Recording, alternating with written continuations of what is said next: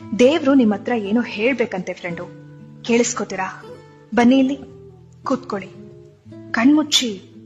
ಹಾ, ಈಗ ಕೇಳಿಸುತ್ತೆ ನೋಡಿ, ಗಮನ ಕೊಡಿ. ತಡ ಆದ್ರೂ ಎಲ್ಲವೂ ಸರಿಯಾಗಿ ನಡೆಯುತ್ತೆ. ನಿನಗೆ ಏನು ಬೇಕೋ ಅದೇ ನಡೆಯುತ್ತೆ. ನಿನ್ನ ಬದುಕಿನಿಂದ ಕೆಲವರನ್ನ ನಾನು ತೆಗೆದಿದ್ದೇನೆ. ಅವರಿಗೆ ನಿನ್ನನ್ನು ಪಡೆಯುವ ಅರ್ಹತೆ ಇರಲಿಲ್ಲ. ನಿನ್ನ ಪ್ರಾರ್ಥನೆ ನಾ ಕೇಳಿದ್ದೇನೆ, ಹಾಗೆಯೇ ಅವರಾಡಿದ ಮಾತುಗಳನ್ನು ಕೇಳಿದ್ದೇನೆ.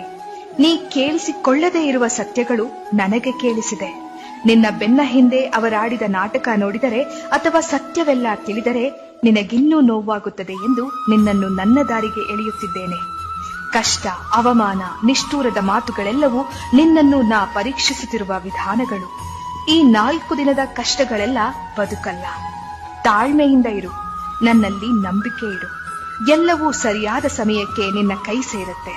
ಎಲ್ಲವೂ ಸರಿಯಾಗೇ ನಡೆಯುತ್ತೆ. ನಿನಗೆ ಒಳ್ಳೇದೇ ಆಗುತ್ತೆ.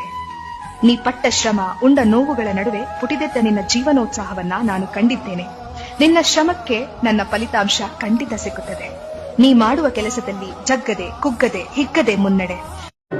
ಬಯಸಿ ಬಯಸಿ ಎದೆಯಲಿಳಿದು ನನ್ನ ಜಗದ ಅರಸಿಯಾದೆ.